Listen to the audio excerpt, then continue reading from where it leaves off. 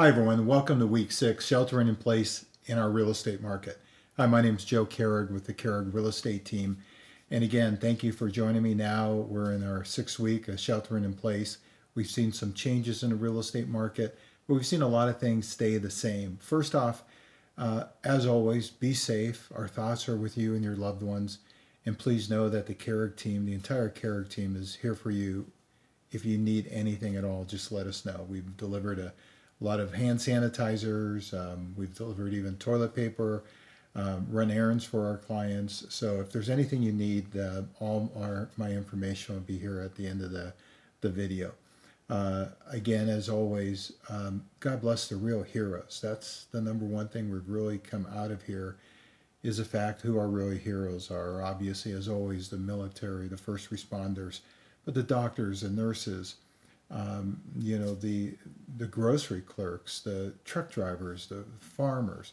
Those are our real heroes that we should really be putting up on a pedestal. So again, I'm not going to go any week without thanking the real heroes that we have out there.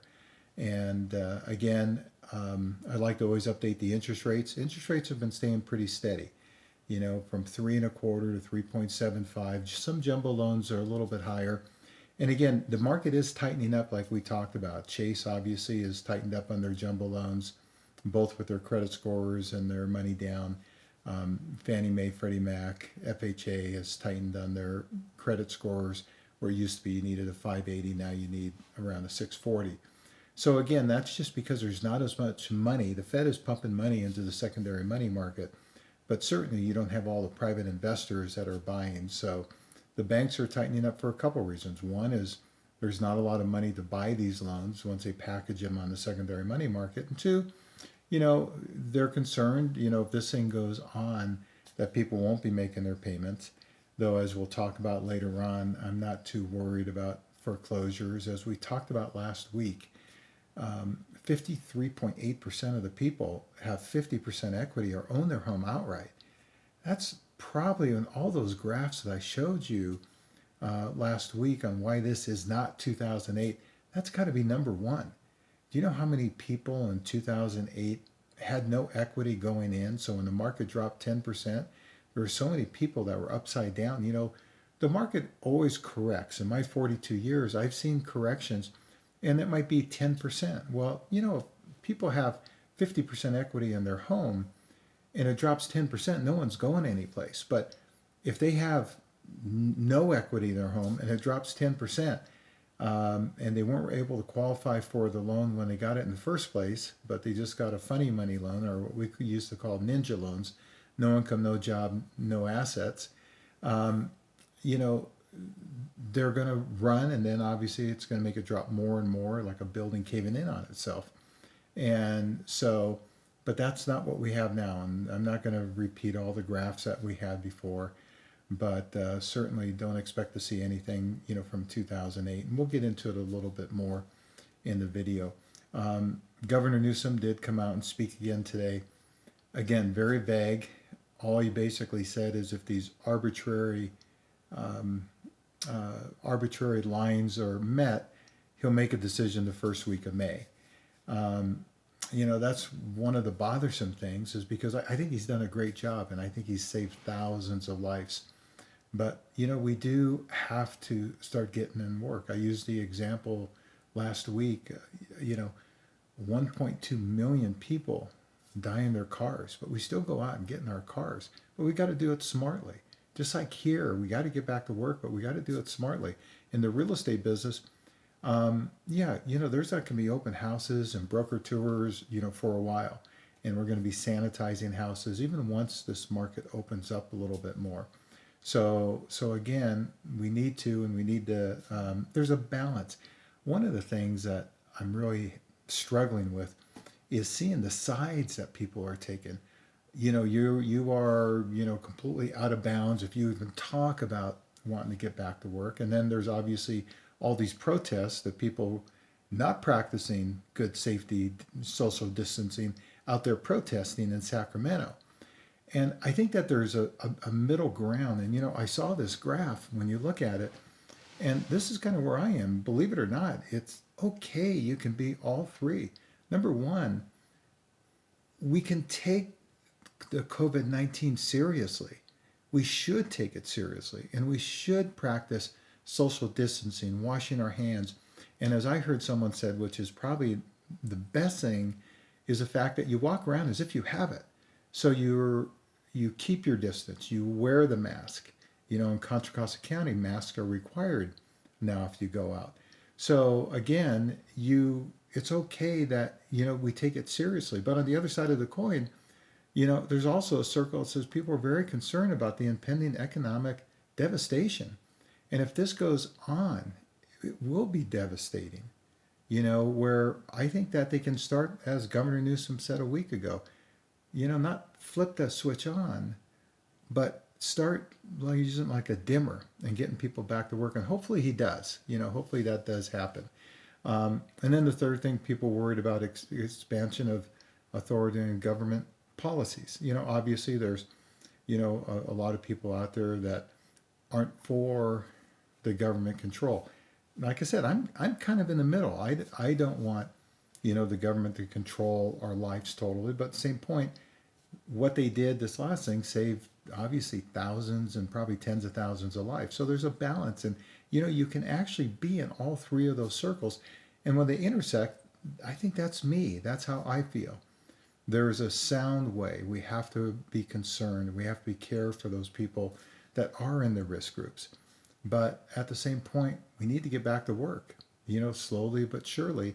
And a lot of us don't like the government control that a lot of, as you can tell when you look around the country, a lot of these governors seem to be relishing in their newfound power, that they have. So again, it's okay to, let's not take sides, especially in this. Like, you hear so many people saying if you promote staying at home, you're basically anti-American, or if you promote, going back to work, you don't care about people dying. Well, you know what? It doesn't have to be, all in. So again, where's the market? It's steady, but it's definitely slowed down. But I will tell you, and you'll see in the graphs that we're going to show, I mean, we're showing property, we're selling property, we're closing property, all within the safeguards and following the recommendations and the safeguards out there. We are not showing occupied property. We can make offers on occupied property and buy it sight unseen, through the videos and such forth like that. Then once, you put a clause in there that says within 7 days you can do a walkthrough, because you're allowed to do that once you're in escrow at that point. So vacant properties, we're sanitizing in, sanitizing going out. Same thing when we're with buyers, separate cars, opening up a house, letting the buyer know to sanitize in, not touch anything, sanitize out. And then obviously the same thing once we have a property in escrow, doing the appropriate inspections and following the same safeguards. A lot of lenders now are using drive-by appraisals, where they're just looking at the comps or driving by the house and they're not even going in. So again, we can conduct business. We are conducting business at a little bit slower pace than normal. If we look at a couple of graphs, one of the things that comes up a lot is unemployment. People looked at my graphs. I had a couple of people ask, because they looked at the graph saying, okay, this isn't 2008, but what about all the unemployment? Well, it's a valid point, but you can see in this graph, the unemployment rates, when you look all the way through 1989, and home sales don't have a direct relationship.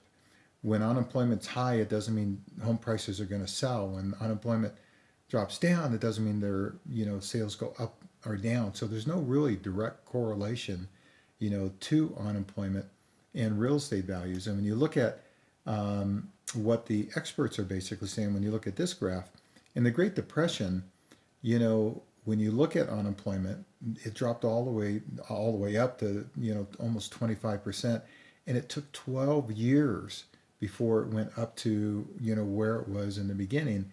And in the Great Recession of 2006 to 2016, it took 9 years to get back to the point where it started.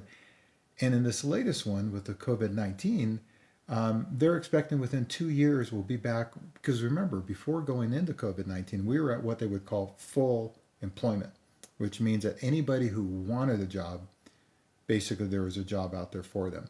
And they expect within 2 years, it's not going to happen overnight, but within 2 years, they'll be back. It's just like with the real estate market.